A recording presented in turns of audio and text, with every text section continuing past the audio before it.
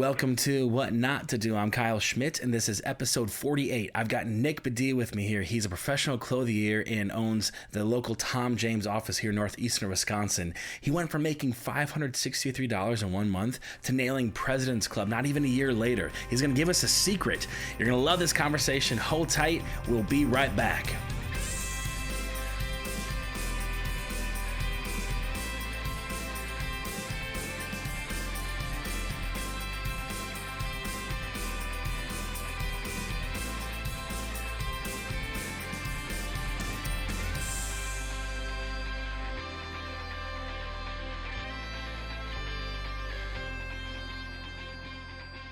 One of my biggest aims in life is to give you more in use value than I take in cash value. And I'm so thankful for all the thoughts and ideas you've shared with me on how I can better do that. One of those ideas that has come up on a few different occasions has been, we love the long form conversational format, but sometimes it takes a while just to get through even one episode. What would it look like to aim for episodes that are 1 hour or less in length without compromising the format? And I thought, great idea. I love the long conversational format too, and I really want those conversations to be as accessible and easy to digest as possible. So I'm absolutely pumped to introduce a new innovation of what not to do.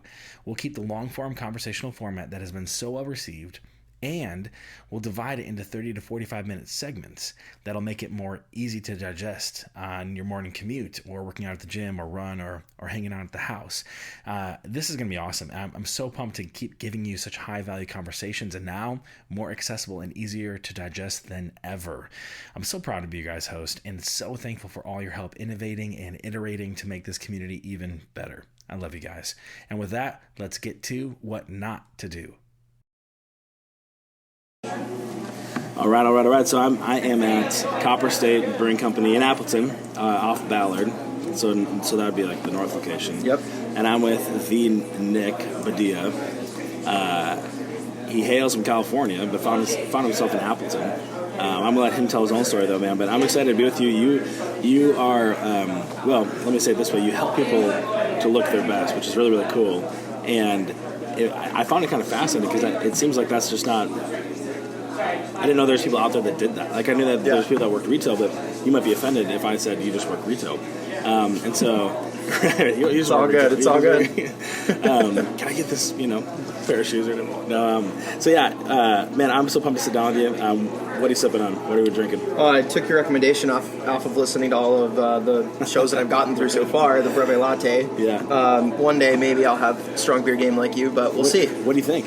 Pretty good. I enjoy it. It's very smooth, very refreshing. Yeah. It's not as harsh as I thought it might be. Yeah. Obviously, it's still black coffee, but you've got the half and half in there that you mentioned, so it's really, really enjoyable. It's not even black coffee. It's just a few shots of espresso. Mm-hmm. So yeah, it's great, and I love. I'll also do it with like heavy cream, which is like 100% fat, but obviously half and half is half fat, half skim milk, or whatever it is. So it's just richer. We were joking that it makes the beer thick, and then here at Copper State, he's got a pretty awesome beer. He was over here chatting about. Cool, man. Well, this is great. I'm drinking the same thing.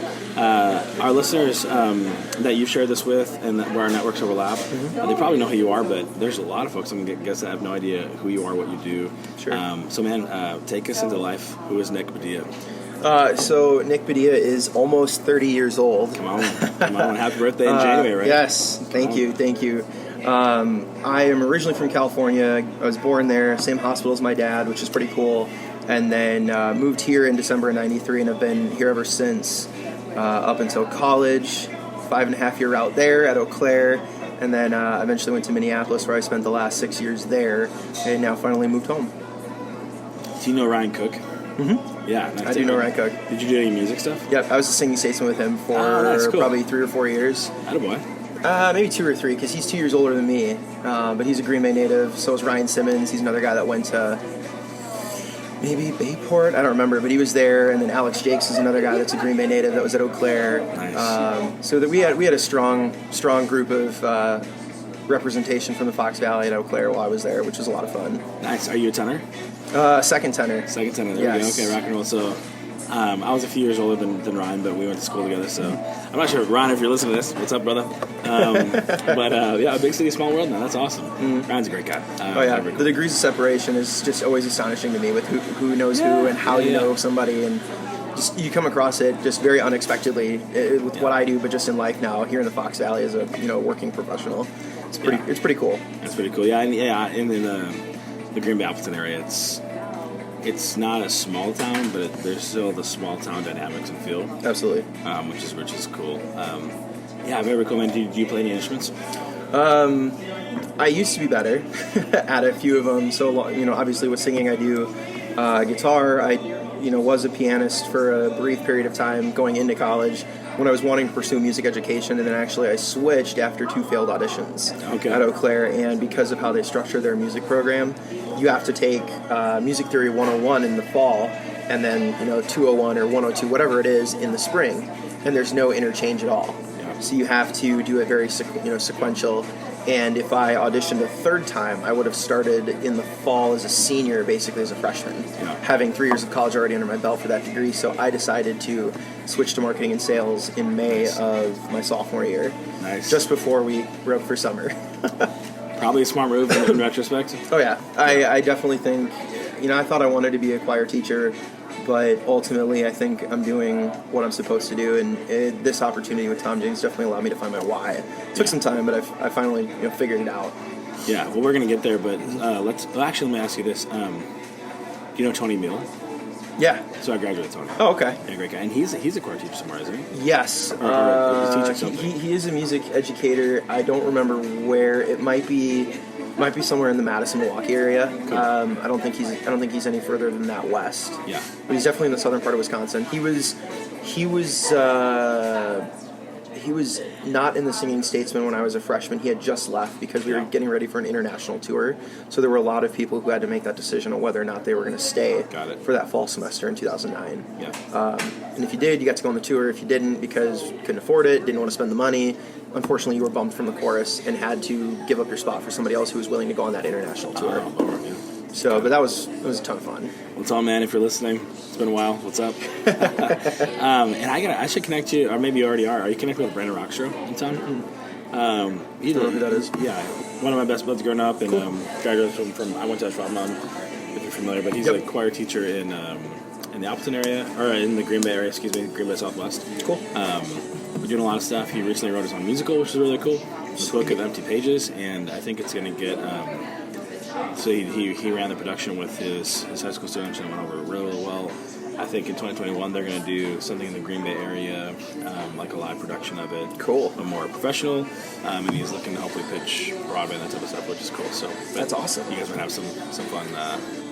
Connect. I'll make the connection, which is pretty cool. Sweet, man. And you're married?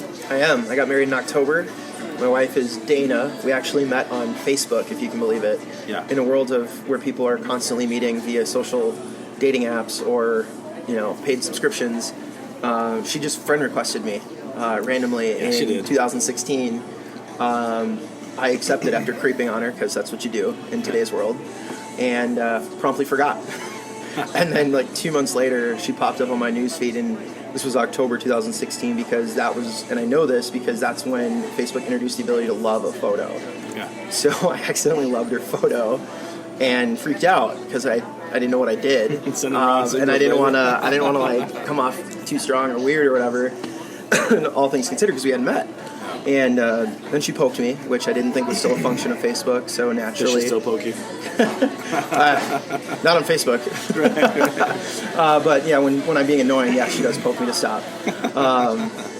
But yeah, so I naturally laughed and said, what is this, high school? Poked her back, and then coincidentally we started dating October 19th, 2016. We got married October 19th, 2019. Awesome. So 3 years to the day of our first date, we got married. Sweet. Very cool. Yeah. Was that intentional?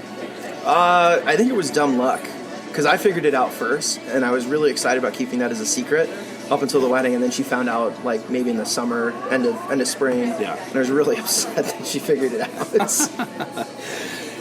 That's so cool, man. What a blast. Yeah, and it's crazy because I think Facebook, don't they have a dating feature now on it or something? I have no clue.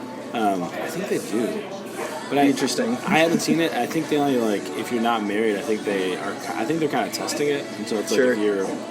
if you're listed as single or something like that, I think it pops up. You probably get sucked into it indirectly or whatever. Yeah, crazy. Well, my wife and I, we met on eHarmony, which is cool. Fun. So I don't think I mentioned that on the podcast yet, but Yeah, it can be a good tool. It just kind of expands your circles, right? Yeah. You could use it for like anything, but it could be a cool tool. So that's awesome. I think it was really cool just because it's a different way of meeting somebody, but also I think it's just better quality individuals that you're connecting with, more like-minded individuals where you can really develop a relationship. Whether or not it goes the distance, you at least maybe will have a very good lifelong friend.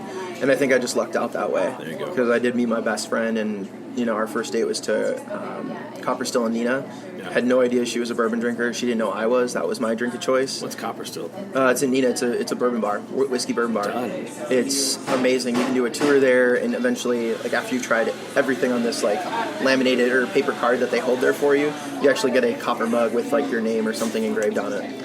Sweet. I've got it's called Copper Still, like Copper Still. Mm-hmm. Or is it STIL? Yeah, STIL, Copper Still. Down in Nina. It's right off of Main. It's over by Plexus headquarters, Associated Bank right there, and then across the street from the Bergstrom headquarters and the Nina Towers or whatever. Yeah, crazy. That'd be fun. Been thinking about doing like an event like this, except with like 50 people in the room. Mm-hmm. So we just have a normal conversation, have fun, but then like people at the end could open up and ask questions, all kind of stuff. That would be a cool place. It's a little bit smaller, it's a little more intimate, good ambiance, that you can actually pick records and pick the music you want them to play. Sweet. So you can take a step over, shift through all the different records, find what you want, and they'll play both side A and B of the vinyl. Yeah, awesome. Very, very cool. Mm-hmm. Why? Why do I do what I do? Let me tell you. My why is to use my presence and my prose to inspire you to go all in on you so that you live a legacy worth leaving. Rock and roll. So, and you had some exciting news kind of sandwiched around your wedding. So, I did. Share what that's all about, and maybe get into what is it that you actually do. Absolutely. So, to give a little backstory, while I was at Eau Claire, I got recruited after I switched my degree to marketing and sales to the company I work for now, Tom James. They recruit pretty heavily out of the Minneapolis office at Eau Claire because there's a number of alumni. So I went from Eau Claire to Minneapolis for 5-6 years, and 3 days before my wedding, after 2.5 years, for those of us playing along at home with the timeline, 2.5 years in the making, I finally was able to receive the approval to open a new location here in the Fox Valley. I developed the area over 3.5 years to a very healthy clientele, only getting stronger, and the 4.5-hour drive was just killing me. It's so dull. And it was not as convenient for my clients. So 3 days before my wedding, I finally got the approval. Talk about a really cool wedding present. I actually made the announcement at my wedding to everybody because there was a lot of vested interest, family. I had some of my some of my clients that I had some of the strongest relationships with there, so they got to hear it firsthand. And then 3 days later, I found out I was moving in January to come open it. Nice. So I've been back since January 13th, 2020. Opened officially in February, and here we are, month 2. We'll see how it goes, given the current state of affairs. We'll see. We'll make it work. So just to make sure I'm tracking on the timeline. So yep. You were born in California. Were there just for a couple of years of your early life, and then you moved. Was it to Green Bay or to Appleton? Appleton. Yep. And so that was kind of the reason why after you went to Eau Claire and then to Minneapolis to work for Tom James. Yep. You had a network here, and you wanted to see how you could maybe get back. Yep. And so you would drive 4.5 hours to build your clientele, all kind of stuff. That started in 2016. Did you have like a car full of like clothing items and tape measures and all that kind of stuff? Well, initially when I started coming back, it was pretty easy because it's very consolidated. It's a briefcase just full of my materials, folders. I carry a tape measure on me. It's always in my pocket wherever I go, basically. There you go, yeah. And I started coming back here consistently in March of 2016 with just like a once a month visit, starting on weekends only, because my boss wasn't ready to let me come back on a weekday. Yeah. I'd been watching him do it for the entirety of my career up until that point, because he's from Iowa, so he's doing the same thing, building an area in Cedar Rapids, ultimately culminating with us opening an office there, 2016, 17, somewhere in there, that interchange. That's very cool, man. And what a neat way to be able to do it. You had the base in Minneapolis, but then you could kind of, in a sense, it was like a side hustle. Yep. But it wasn't. And you're like, you're still. Well, it started out as a side hustle for sure. Yeah, you were still focused on your same business. Yep. But then just like someone if they're working 40 hours a week, at company A, but wanted to launch a business, company B, sometimes one of the strategies is to do company B in the evening 20 hours a week. And in a sense, but those are two different companies, maybe two different fields. Who knows?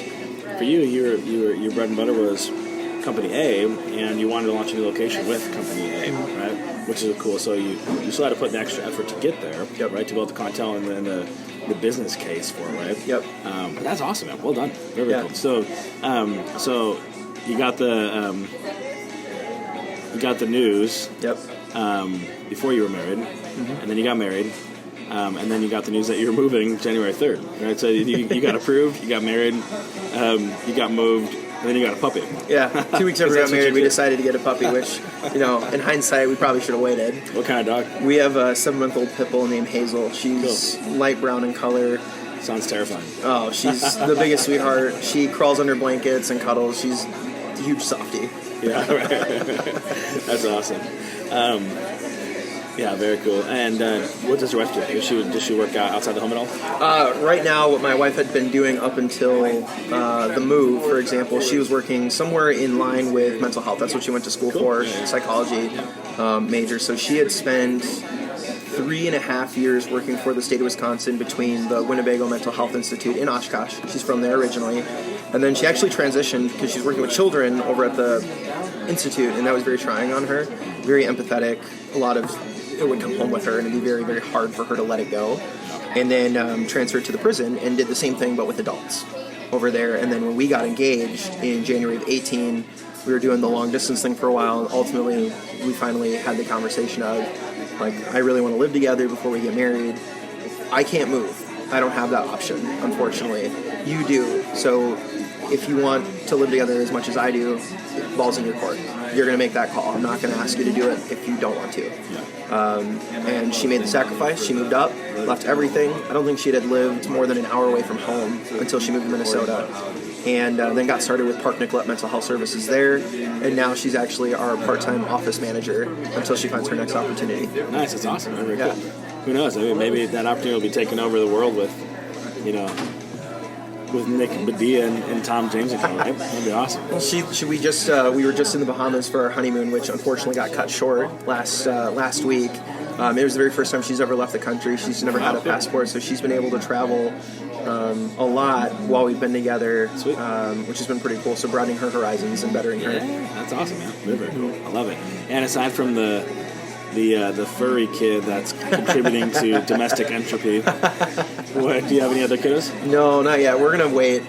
Ideally, if all things go according to plan, it'd probably be 3 years before we have kids, 3 years of marriage, just to enjoy ourselves and unfortunately, not have to worry as much about having to pawn kids off. We just have to pawn our puppy off on my parents, her parents, friends, etc. Yeah, for sure.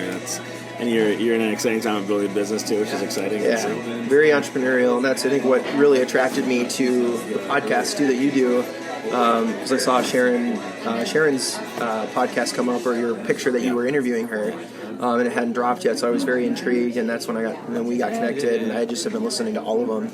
I think I'm probably somewhere around 14 or 15 episode 14 or 15, I don't remember. Rock and roll. But I'm just going to keep listening. A lot of good nuggets, a lot of people in the community. Yeah. Corey and I actually were connected. Rimad, we were connected on LinkedIn from forever ago and had never called the guy. So I reached out to him and just said, hey, I just listened to your podcast. Super insightful. Really appreciate it. Yeah. I thought you were in Eau Claire. I didn't know you were in Green Bay. So we had a real cool brief call. Really, really nice guy. Love it. I love it. Yeah, it's,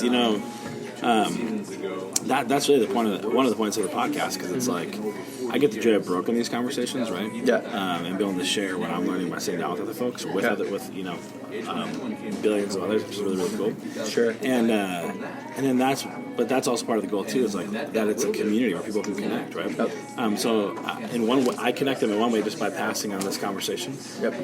But then there's a reason we have the contact. I want people to get together. Maybe someone will find a new business partner, or do business with one another, or find a mentor, or just a friend. whatever it is. It's just for people to be able to expand in their networks and who they are, and just be aware of what's going on.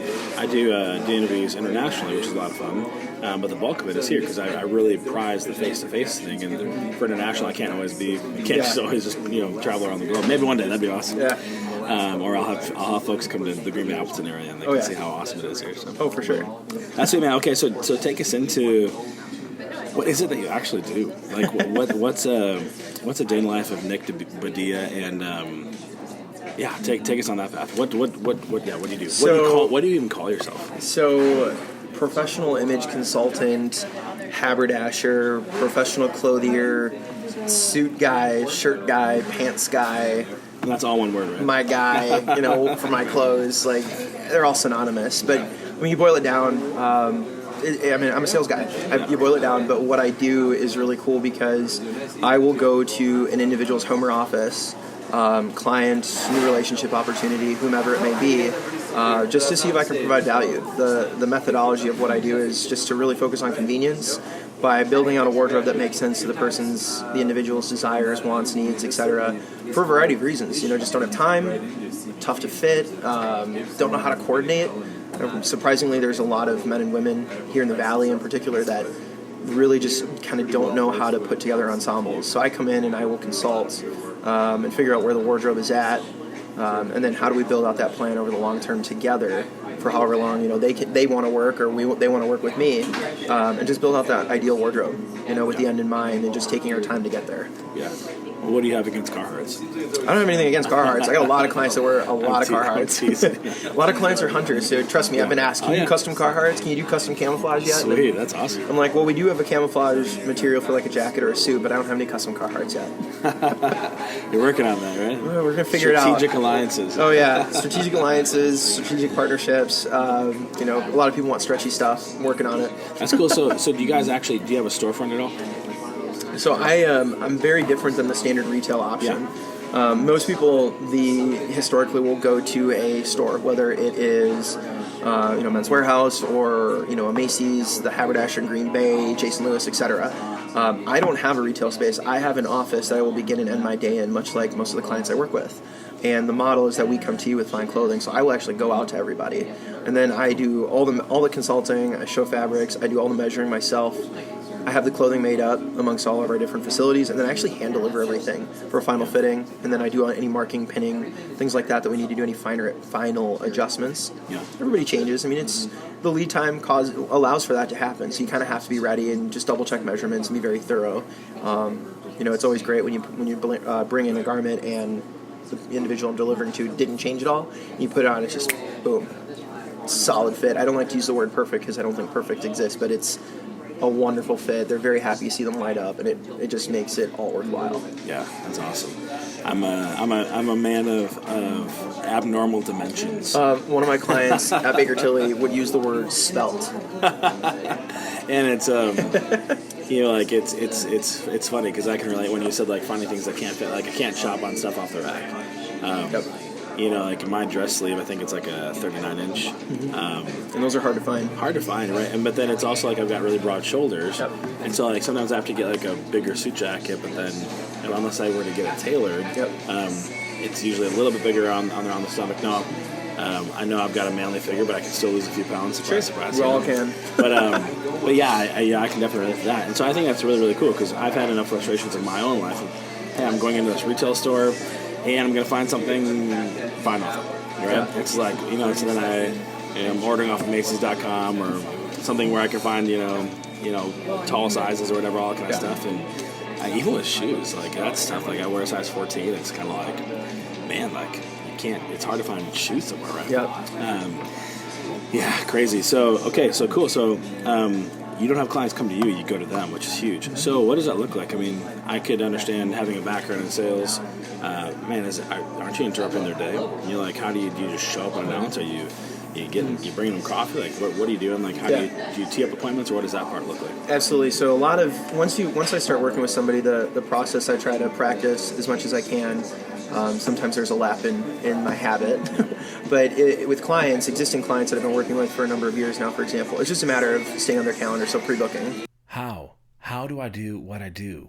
Well, for me, there's one overarching ultimate principle: to give you more in use value than I take in cash value. It'd be like if I wrote a book and you bought that book for $10, but that book gave you a $1 million idea.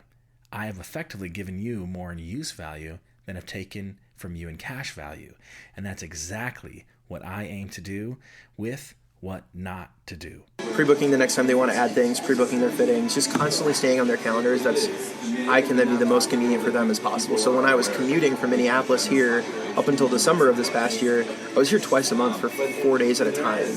I'd start in Wallace on Tuesdays, and then I'd end my day, end my weekend Wednesday, Thursday, Friday in the Valley. And I'm zipping around. And now, being back home, I'm all over the Fox City. So it's just a matter of being on people's schedule. When it's a new person, so like let's say Corey referred me to you, I give you a shout, it would most certainly be unexpected, which is why we have our dialogues to kind of help diffuse the situation, kind of bring your guard down, or just really make it very casual, because that's ultimately what it is. Like, all I'm asking for when I call a brand new person is just for a shot at meeting with them and see if I can provide value and a fair shake. Yeah. So a lot of what I do is based off of natural networks and introductions. We don't do any traditional advertising, so if you had never heard of Tom James, it's really not a big deal.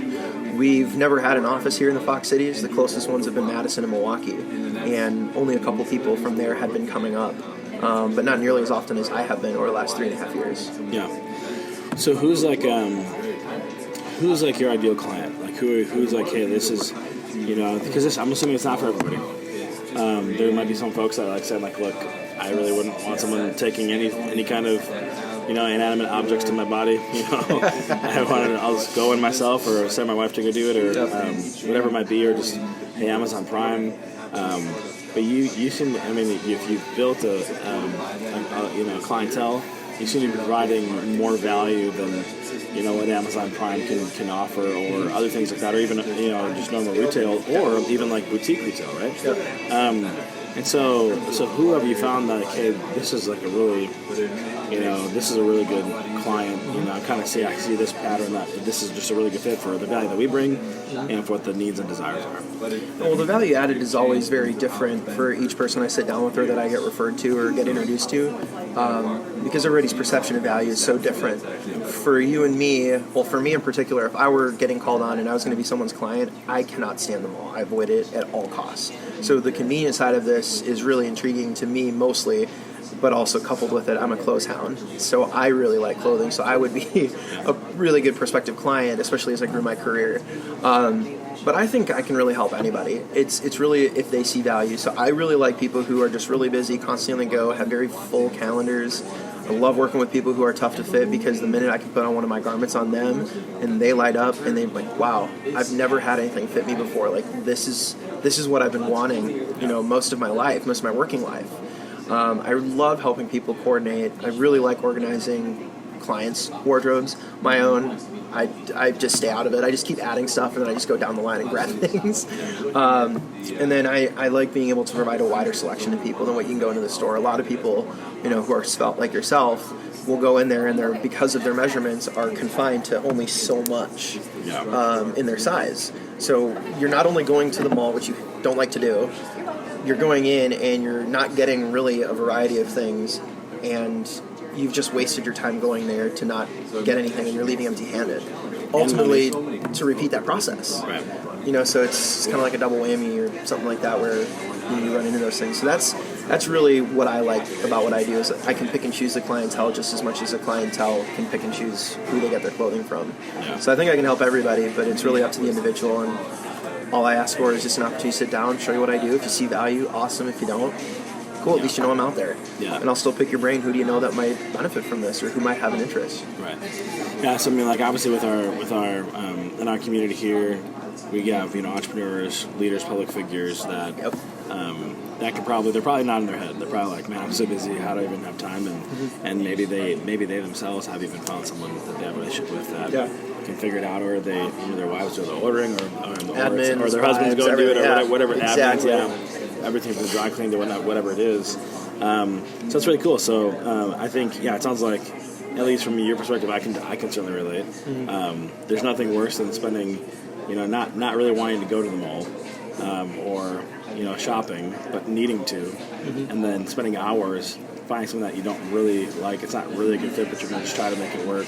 Yep. And you walk home, you're like, or you get home, I walk home. I walk. Walking back from the outlets in Oshkosh back to Green Bay. You get home and you're like, man, like, what is life? You know, like, that's awesome, man. Very, very cool. Yeah, I love it. And you're here. You've got the shop going or the office running, and that's very, very cool. And so, is it super time consuming? When you're starting out, much like any entrepreneur that you'll probably ever sit down with, it is a big time commitment, a lot of hours, a lot of pounding of payment, because you have to go out and find your business. Yeah. You don't just get handed a clientele. People aren't looking for someone to come into their office and measure them. Mm-hmm. Yeah, I mean a lot of times, some of my favorite clients were guys that I've cold called, or women that I've cold called, because I work with both men and women. Others are people I've gotten referred to or introduced to. Obviously, an introduction is a lot warmer than cold calling, which I prefer, but it's a lot of pounding the pavement, especially when moving here. I gave up my entire business, entire clientele in the Twin Cities to come here and open it, because you have to, for our policies and things like that, when you open a new location, you have to devote 100% of your time. You can't be splitting it and going back to where you came from. Yeah. So for me, it's, now I'm back to rebuilding. I just lost a third or a quarter of my business. Yeah. And how do I make that up? I got to go out and find it. Yeah, which is cool. Yeah, but such is life, right? Mm-hmm. And in a sense, while you aren't, while you work for another company, mm-hmm. very entrepreneurial, right? 100%. Everyone listening to this that's an entrepreneur, they're not. They're like, yep. You gotta you eat what you kill, right? Mm-hmm. In that sense, and not that you're. Don't. That's just a metaphor, right? Yeah, absolutely. Nick's on the business. Oh, absolutely. No. It's very entrepreneurial, which I think really resonates with what you're trying to accomplish with this podcast and just getting more information out there for everybody. I've learned a lot from the people I've listened to. I just remembered I am still in the middle of David Mendoza's podcast, so I'm still learning from him and what it's like, especially from the international scene. But I think it's a unique opportunity. If anybody has an interest in doing something like this, you just really got to be prepared to work. Yeah. Your why will come. You'll figure out what you want in life ultimately. It doesn't mean you can't put time. It doesn't mean you shouldn't put time into that, because you should.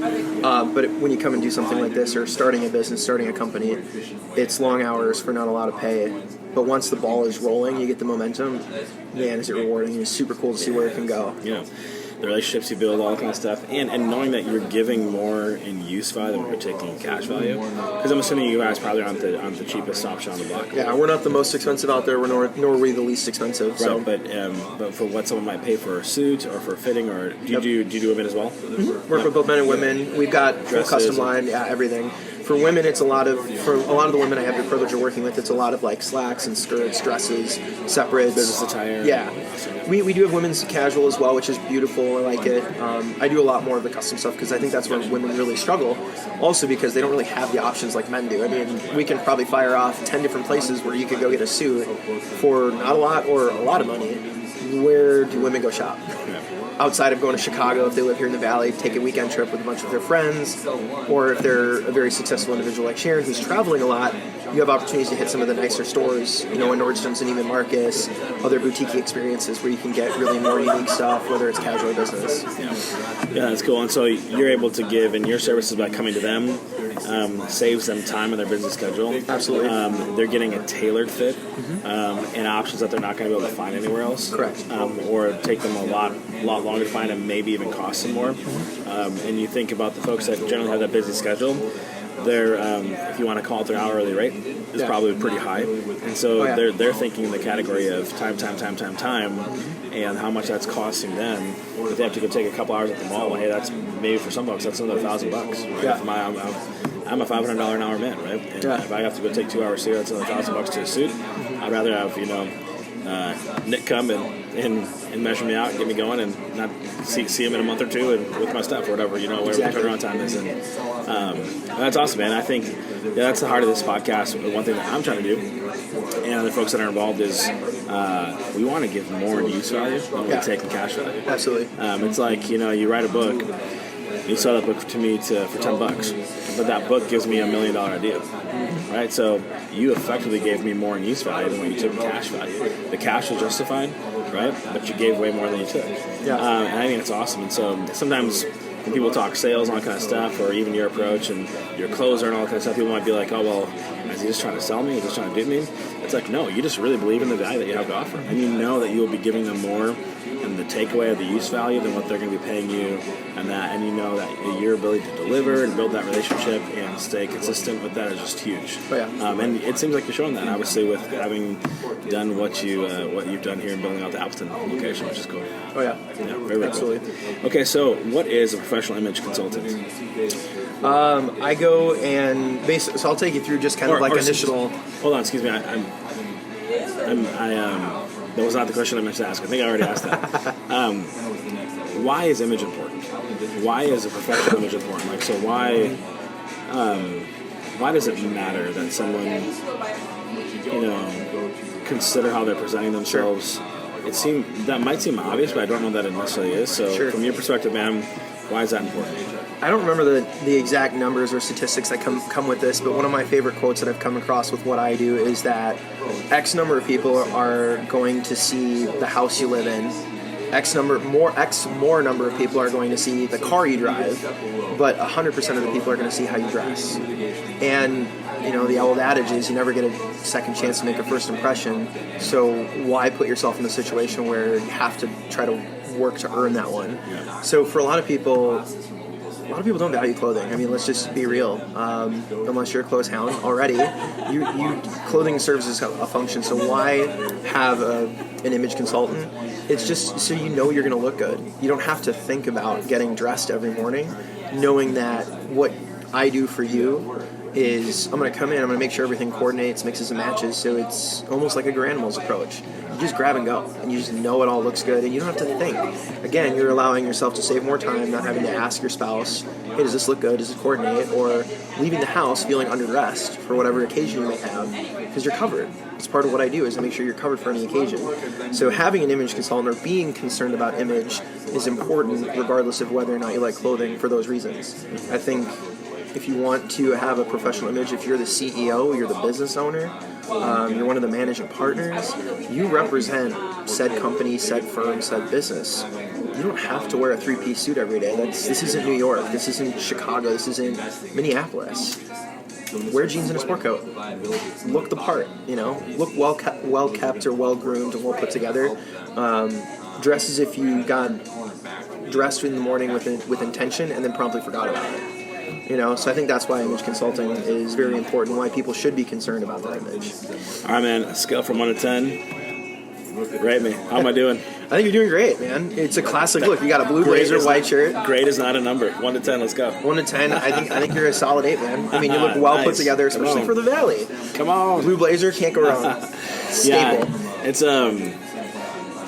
Yeah, I do. I guess one of my clothing hacks is I keep it really simple. Yeah. People might call it like a branding thing, but I pretty much wear the same outfit almost every day, just because it works well. It's classic. It's kind of just timeless. And you look at the guys like Steve Jobs and all that kind of stuff. I was just thinking of them. They just keep it simple, right? Yep. And it's kind of like then it's part of not only who they are, but their brand. Yep. And that's kind of exactly what you're saying. You can really help. Image is really important. I remember one of my mentors, actually from Minneapolis area. I lived out there for about 8 years. Talked about like how if he didn't work in the field that he did, he owns his own business and he's in kind of a I guess we'll just call it wealth management. He might not, dress the way that he dresses. He might not drive the car that he drives, right? But he does all those things intentionally because of what it communicates. Yep. And sometimes we forget that that our clothing, how we present ourselves, is a form of communication. Oh yeah. So we walk up to each other for the first time, and before we even open our mouths, we're already talking to each other. Oh, everybody gives the once over. Yeah, and it doesn't mean that those impressions can't change, but those impressions are inescapable. They're going to happen. Yeah. And so if I come and had all these gangled uppers coming out of my nose and whatever in my teeth and just kind of slept together, my shirt half untucked, that kind of stuff, and you'd probably be like, who is this guy? Like he's not maybe he doesn't take me seriously if this is how he's going to present himself. So I really think it's just a way that we can honor others and how we dress for the occasion, and having someone to be able to come along and help you think through that can be really, really powerful. And I think that's a lot of the value that you bring crafting that brand. Maybe you're a CEO listening to this, maybe you're in sales, maybe you're an entrepreneur, right? And you're so busy focusing on all these other things that you might not think about the messages that you're communicating with how you dress and carry yourself. And that's important. So, obviously, that you're adding that value, which is really, really cool. So, absolutely, 100% nailed it. You know the why, and you know the how. So what? What is it that we're going after? Well, our big, hairy, audacious goal is to inspire 1 billion people to live a legacy worth leaving by 2030. That's 100 million people per year for the next 10 years. And my friend, it starts with you. This podcast is for you, it's about you, and I couldn't do it without you. Cool, man. Okay, well, I want to know why. Of all the things, sales and marketing, you could parlay that into so many different fields.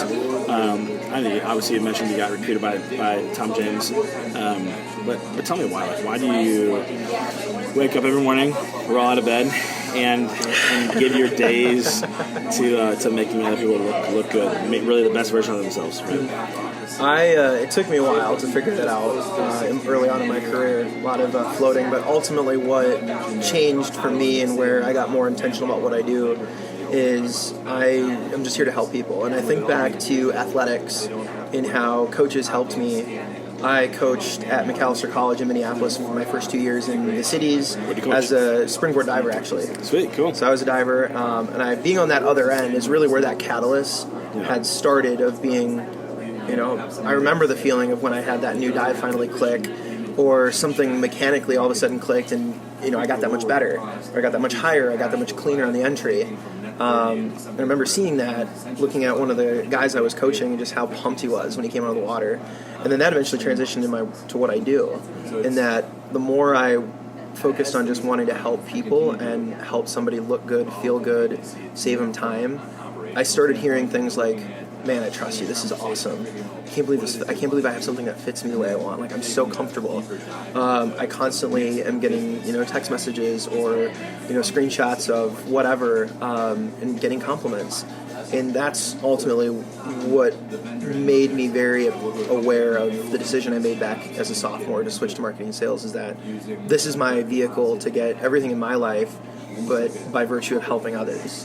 What you pour into others ultimately comes back to you tenfold. Yeah. So that's why I do what I do. That's why I go through the peaks and valleys of direct selling, direct commission selling with Tom James, and I get to help people. When people let me know that I did good, all the no's and rejections and upset people when you call them, it all goes away because of that one.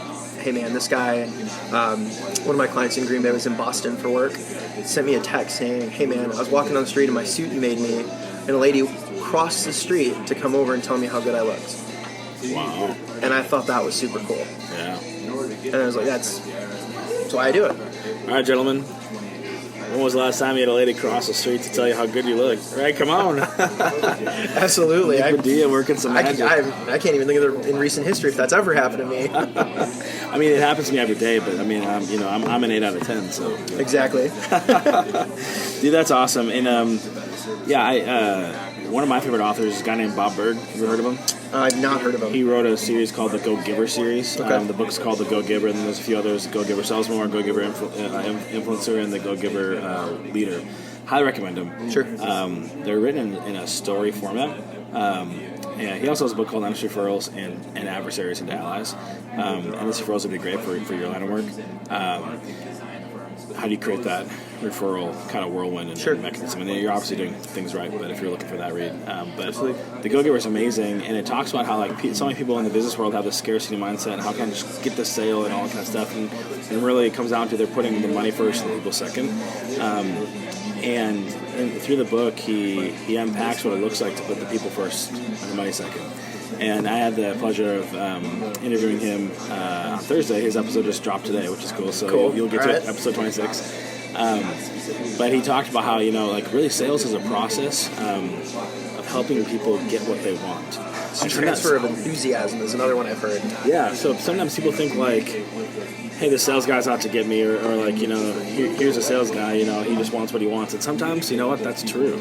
There are salesmen that put the money first and the people second. And the money's really important. So when I say put the people first and the money second, it doesn't mean don't care about the money. It just means regardless of your quota or your target, people are your target. Yeah. And that's one of the things that Bob, in his earlier in his career when he was in sales, before he became an international best-selling author and keynote speaker, etc., one of his mentors told him, said, hey, look, Bob, never forget, people are your target, right? That people are never going to buy because of your quota. They're never going to buy because of, what your personal goals are, or what the company goals are, all kind of stuff. They're going to buy because they believe that you want to help them, right? People buy you. Exactly, right. And so I love that. That's exactly like in your why. You want to help others. And there's a million of places you can do that in life, and something that you enjoy, just nice clothes, looking good, all that kind of stuff. And you can be able to help people really put the best image of themselves out there. It's awesome, man. Yeah. I can imagine the satisfaction that you would get personally, like when the guy from Boston calls you, you know what I'm saying? Like, how great would that be? Like, yes, like I did it. Like, who else? Who else can I give that kind of sense of self-esteem and pride and just happiness? I'm like, yeah, man, I look good. Like, we can be so conscious and so what's the word I'm looking for? We compare ourselves so much. Yeah. People just beat themselves up. Comparison is the thief of all joy. I hear that all the time, internally with our company. I mean, our founder, late founder, Spencer Hayes, the motto, mission statement, we build people and people build the business. So I've kind of taken that and formed it to, my own personal mission statement or something of that variety, mantra, motto. I mean, they're all synonymous at this point. But, I just want to build people. I want to help people. I want people to look and feel good. I want people to achieve what they want. And that comes, again, from the athletic background of knowing what it was like to have someone help me achieve what I want, or even in my working career, help me achieve what I want. One of my mentors, Kurt Voss, he's at Amerilux. He's the guy that put the bug in my ear 2.5 years ago about opening an office. And he just approached it very matter-of-factly. He just said, it's really inconvenient that you're only here once a month because I'd like to be able to call you up and say, hey, can you come by tomorrow? And if you can't, then I'd like to just be able to see you sooner or be able to go get breakfast. Yeah. And now we're on a 9-week rotating, Thursday morning breakfast together. Awesome. To pick his brain on leadership, on, how do you share your vision with your people so they have stronger buy-in and just, everybody rowing in the same direction, etc. But to come back full circle, I really believe that if you can build people, the world's just going to get better. Yeah. And the more you can help, the more is going to come back to you in your life. Yeah, love it, man. Awesome. All right, well, so this podcast isn't about clothing. It's not about putting your best foot forward. It's actually about taking a look at the ugly side of things and times when we wish we could maybe get that one back. And so, I'm curious, man. As you look over the course of your life, let's deep dive one of your failures. What's a failure that comes to mind? Unpack the story for us. Take us into the once upon a time in the life of Nick Badilla. Yeah. So once upon a time, going back to when I first started. Big aspirations, going to set records, going to crush it, be the number one sales professional in my class, all that stuff. Coffee is for closers. Exactly. I came out, with all this intention, having some natural talent and natural success, just from hard work, putting in the effort, visualization. I learned from my dad very early on with athletics. I fell flat on my face. I started officially full-time with Tom James in January of 2015. There's a 2-month training process before you start selling. Month 1 of selling was March 2015. So my first calendar year only had 10 months.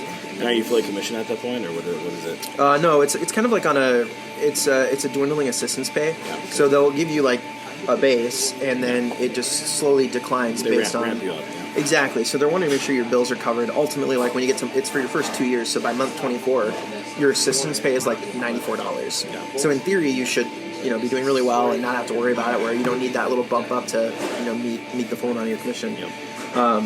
I didn't have that. I probably took almost the full 24 months to figure out my life and how to make this work. I burned through all my savings, all my money. I was living off of credit cards. I was working 15 hours a day, partying Friday and Saturday nights. I gained like 30 pounds, 25 pounds my first year. And I was just working not intentional. I was just kind of going through the motions. I wasn't afraid to do the work. I've never really been afraid to do the work. If I've kind of have it, only thing I've ever quit in my life was middle school basketball. So I was just too intimidated by all my friends that were way better than me, and I'd never played basketball. I never grew up with a basketball in my hand, but I wanted to give it a try, and fear got the better of me. But yeah, I mean, it was first year. You know, we use units, so that's 259 units is what, barely. What is that actually? Just for number's sake here. But I didn't do very well, and I tried quitting multiple times. December of my first year was $108,000 in 10 months, which is tough. And that's what you sold, not what you took home. That's just what I sold. And then you get commission based off of, what is sold and what have you collected in terms of, balances and things like that. We won't go down that rabbit trail right now, but yeah, closed out my first year, December of 19. I called one of my friends that I started with at that time, Eric Sipe, and I said, I'm done. I'm over this, man. Like, I'm out. I can't do this. Talked me off the ledge. Went to our national meeting in January of 16. Made me feel worse. Fell flat on my face again. And then I don't really know what clicked, but in February of 16, I finally started to kind of just, like, I just want to be consistent. Like, I don't need to be the best. I don't need to produce the most. I just want consistency, because I was constantly up and down in terms of my income. And I even burned through my emergency fund that my grandfather gave me as a gift from college. I burned through all of that in my first 10 months, or my first calendar year of being full-time employed. And it just was hell-bent on not having to turn to my parents for money. And ultimately, almost quit 2-3 times. Really frustrated. Wasn't doing anything intentionally. And that's ultimately why I was failing. Yeah. So what was the turnaround? Turnaround after I started getting consistent. February, March, April, May. I was all kind of in this 10-unit range of like 40 to 50, like 41 to 51, somewhere in there. So I finally was like achieving consistency, and not having the funds available, I decided in April, after our office got pitched by Southwestern Advantage. If you've ever had somebody come to your door who's a college student selling books, academia, religious texts, if it's, long time ago, that's Southwestern. They're our sister company. Our founder, Spencer Hayes, actually started there and started Tom James on Saturdays, as we talked about earlier, entrepreneurs starting a side business, side hustle, on Saturdays. And back in 1966, opened the doors of Tom James. So they have a coaching program that branched off of our sister company. I signed up for it. It's like $500 a month. I didn't have that. I didn't have $500 a month to do it, but I figured, okay, I need some skin in the game, and the coaching programs that Tom James did for me, or that I signed up for in my first year, really, only did so much, but not enough. And that's where really I had a huge paradigm shift. Came in June of 2016 when I got my paycheck. $563 on the 15th of June, when I'd been used to that. 2016? Yep. It was about a year and a half in, and I got that paycheck because that was whatever I made from May. They also took the $500 away from my paycheck because it's our sister company. It's, removed almost immediately before we get direct deposit, and that was my paycheck. So I had decided I need to sell 100 units that month. Like, otherwise I don't have the money to live. I don't have anything in my savings. I got to pay off my credit card at the end of the month. And thank God that was only a $1,300 limit, so it wasn't like I was being able to go crazy with it. But for those who don't know, 100 units is about $41,700. So one unit is $417. And nobody really believed me. Even my boss will tell you that. My boss, Nate, would say, like, yeah, okay, I'm sure all of us, at the beginning of that month, you were like, yeah, sure, we'll see if you do it, kid. And then as that month progressed, I got closer and closer. A lot of adversity that month. I had my first really big, like, top-tier collection sale that we offer, and then it canceled a week later. And I went back, like 11 units, and I thankfully had made that up and just kept going. I got to Boston early, so this was like the 28th, I think, of June, which is a Wednesday. I got there Thursday at noon Eastern time, and I was less than 5 units away from my goal. So I went to work. My friend who I was going to follow was really close to hitting President's Club in Boston. His name's Manny Rebello, and hey man, I can't pick you up. You're on your own. Take an Uber to the office. It's not far. I'll see you there at 3 o'clock. Okay, it's noon. Just got off the plane. What am I going to do? So I went to work, and I found out how to sell an additional 6 units, a little over $2,000, $2,500 over text, email, phone calling from Boston to hit my first 100 unit month. Awesome. And that's where I learned I'm motivated by the push of discontent. Not a big motivation of like pull a desire, like for trips and stuff like that. Don't get me wrong, I want to take trips, but I got really uncomfortable, and I had to figure out how to do that, and I did. And that's where I learned that I can will things into existence. As long as I stay connected, convicted, I talk about it, write it down, and that's where it changed. That's where I finished out my year. I did my first 10 months of selling in 16. I had 259 units. To close out 2016, I had 731 units. I hit presidential merit that year in October. July of 16, I had committed to hitting President's Club, which is $417,000 sold in 12 months. A lot of clothes, a lot of clothing. Got reconnected. I fell flat on my face for a while there. Had some success in that October-November point. The CEO at that point also was my accountability partner. He gave me his cell phone, and I texted him daily my activities that he asked for, things like that, and he didn't always respond, but when he did, it was really cool. How did you get paired up with him? I just walked up to him in our national meeting and told him, I'm going to hit President's Club and I'm going to be on stage with you next year. What did he say? He's like, I know you will. Do you have my cell phone number? I said, what? What do you mean, do I have your cell phone number? Why would I have your cell phone number? You're the CEO of the company. So he gave me his cell, and I texted him. And I wanted to be held accountable. There were times where I would go a week without sending him my numbers, but then I'd play catch-up because I knew they were expecting it of me, and I felt really bad that I just slacked off. I wasn't perfect. The journey wasn't perfect, ultimately. But then January 17, recommitted, had a good meeting, talked to the CEO again, fell flat on my face. Seemed to be a reoccurring thing at that point. And then in 3 months, I hit President's Club. February, March, April, I hit it. And I sold over 200 units in April, of 2017. Still my best month yet of my career. And nobody in their right mind, including myself, would have believed someone like me with my story could have done that. But here I did it again, put my head down, I made a decision. I told everybody about it. I had a lot of people buying in on my story because I made President's Club finally not about me, but about other people. There it is. There's the magic. Did you hear what Nick said? He made President's Club not about him, but about other people. That's the secret sauce, my friends. So if you're in sales, if you're building a business, you're in sales, and heck, we're all in sales, right? We're all in marketing. We're all putting ourselves forward. We're constantly selling ourselves in so many ways, and we might not even think about that, but it's the truth, right? We are constantly giving of ourselves, and we're offering something to the world, and we think that what we have to offer is really, really valuable. So we're constantly positioning ourselves and selling ourselves if we think about it from that perspective. And here's the deal.